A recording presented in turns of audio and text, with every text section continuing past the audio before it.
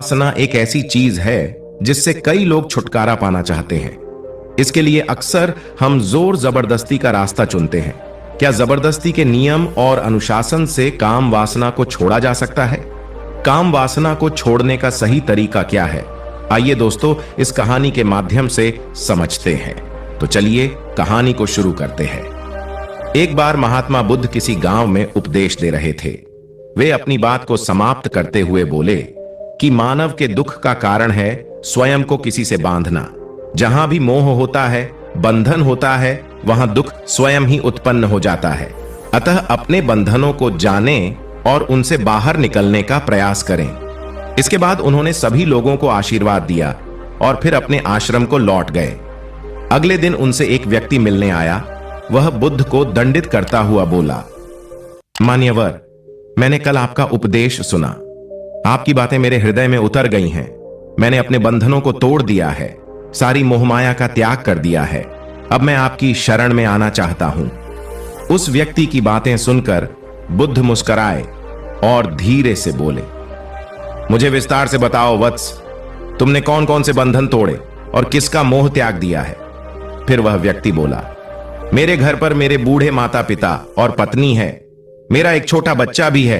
मेरी पत्नी बहुत बीमार रहती है। उसके कष्ट देखकर मैं अक्सर सोचता रहता था कि वह मर जाए तो उसके कष्ट दूर हो जाए। उसकी वजह से मैं बहुत दुखी रहता हूं।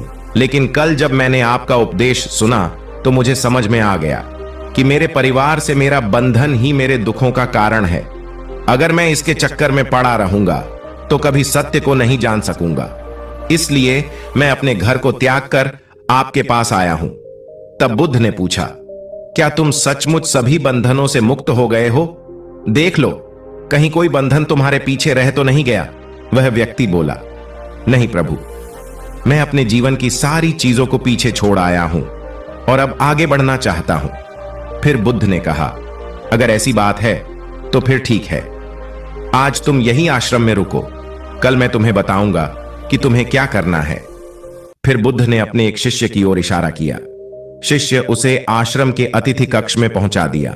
वह व्यक्ति उत्सुकता पूर्वक आश्रम की गतिविधियां देखता रहा। उन्हें देखकर वह बहुत प्रसन्न हुआ और अपने सौभाग्य पर इतराता रहा। अगले दिन बुद्ध ने उस व्यक्ति को एक कार्य सौंपते हुए कहा, तुम्हें पूर्व की दिशा में जाना है। वहां पर तुम्हें एक गांव मिलेगा।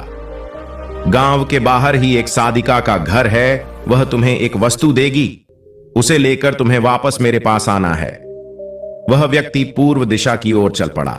गर्मी का मौसम था। कुछ ही देर में वह पसीने से तरबतर हो गया। उसे प्यास भी सताने लगी। वह सोचने लगा कि अगर इस समय मैं अपने घर पर होता तो इस तरह गर्मी में पसीना नहीं बहाना पड़ता। कुछ दूर और चलने पर उसे भूख भी सताने लगी, पर वह एक सुनसान और बंजर रास्ता था। आसपास न तो कोई पेड़ था और न ही पोखर तालाब। वह पुण्य सोचने लगा कि अगर मैं इस समय अपने घर पर होता तो अपनी पत्नी के हाथ का बना स्वादिष्ट भोजन कर रहा होता।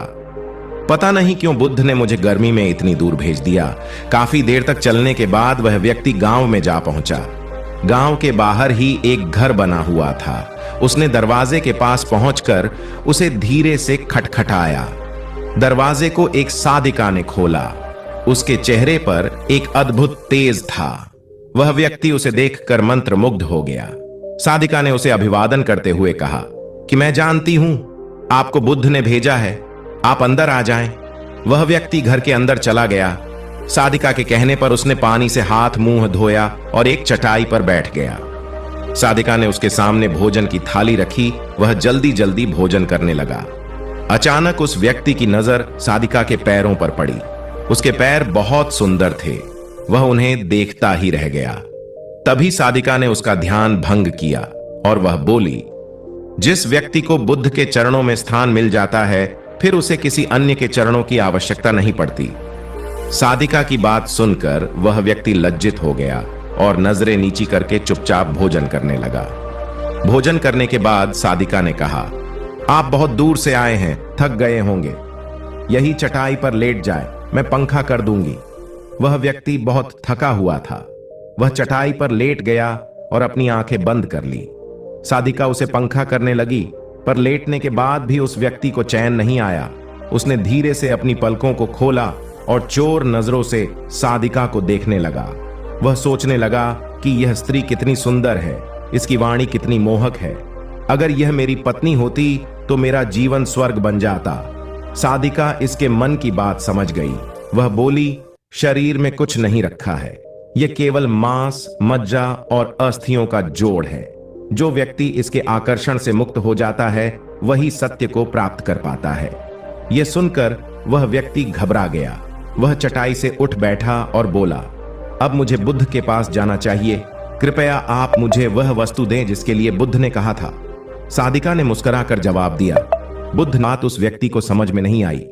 वह दरवाजे की ओर बढ़ चला। दरवाजे के पास पहुंचकर वह एक क्षण के लिए रुका और पलटकर बोला, क्या आप अंतर्यामी हैं? आपने मेरे मन की बातें कैसे समझ ली? वह स्त्री मुस्कुराते हुए बोली, बुद्ध की कृपा से मैं मोह माया से ऊपर उठ चुकी हूं, इसलिए भावनाओं से निर्लिप्त हूं और किसी के चेहरे को देखकर उसके मन में उठने वाले विचारों को समझ लेती हूं। उसकी बातें सुनकर वह व्यक्ति एक बार पुनः लज्जित हुआ और सोचने लगा कि जिस स्त्री ने सच्चे मन से मेरा सत्कार किया, मैं उसके बारे में क्या क्या सोचता रहा।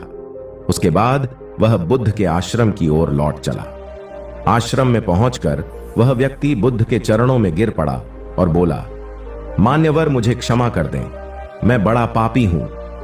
उसकी बात सुनकर बुद्ध मुस्कुराए और बोले, मैंने तुम्हें सादिका के पास इसीलिए भेजा था ताकि तुम अपने आप को देख सको। अब मुझे बताओ, क्या तुम सचमुच मोह और बंधन को त्याग चुके हो? वह व्यक्ति कुछ नहीं बोला। वह नजरें नीची किए चुपचाप खड़ा रहा। फिर गौतम बुद्ध ने कहा, बाहरी बंधन और मोह को त्यागने से हम बंधन मुक्त नहीं होते। दरअसल बंधन और मोह हमारे भीतर होता है।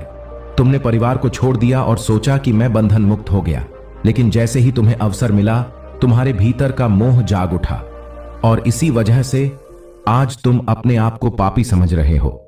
फिर वह व्यक्ति बोला, मुझे क्षमा कर दे प्रभु। उस व्यक्ति ने अपने हाथ जोड़ दिए। फिर वह धीरे से बोला, आप सही कह रहे हैं, मैं केवल अपनी पत्नी से पीछा छुड़ाना चाहता था। वह बहुत बीमार रहती है, मैं कुछ ज्यादा कमाता भी नहीं हूं, इसलिए मैं अपने परिवार के दायित्वों का निर्वहन भी ठीक ढंग से नहीं कर पा रहा हूं। शायद इसीलिए मैं अपने परिवार से पीछा छुड़ाना चाहता था, पर अब मैं समझ गया हूं, मेरा परिवार ही मेरा सत्य है और उसके दायित्वों का निवर्हन ही असली कर्म है। फिर गौतम बुद्ध बोले, मैं जो कुछ भी कहता हूं वह अपने अनुभव के आधार पर कहता हूं। लोग मेरी बातों को सुनते तो है, पर वे अपने स्वार्थ के अनुसार ही उसका अर्थ ग्रहण करते हैं। इसीलिए मोह, माया, कामना, इच्छा, वासना, क्रोध को लोग बाहर की ओर खोजते हैं, जबकि यह हमारे भीतर ही है। हम दूसरों को देखकर तरह तरह की कामना करने लगते हैं। कामना से इच्छा जन्म लेती है, इच्छा से वासना पैदा होती है और वासना की पूर्ति न होने पर क्रोध उत्पन्न होता है। यह सब एक दूसरे से जुड़े हुए हैं। क्रोध के लिए हम सदैव दूसरे को जिम्मेदार ठहराते हैं, जबकि क्रोध का स्रोत हमारे भीतर है। तुम चाहोगे तो क्रोध आएगा, तुम चाहोगे तो क्रोध नहीं आएगा। इसी तरह बंधन बाहर नहीं होते, ये हमारे मन में होते हैं। हम मन से ही किसी से बंध जाते हैं और मन के कारण ही हम दुख पाते हैं। लेकिन जो व्यक्ति इन बातों की गहराई तक पहुंच जाता है वह दुखों से हमेशा हमेशा के लिए मुक्त हो जाता है। दोस्तों, ये कहानी आपको कैसी लगी हमें नीचे कमेंट बॉक्स में कमेंट करके जरूर बताएं।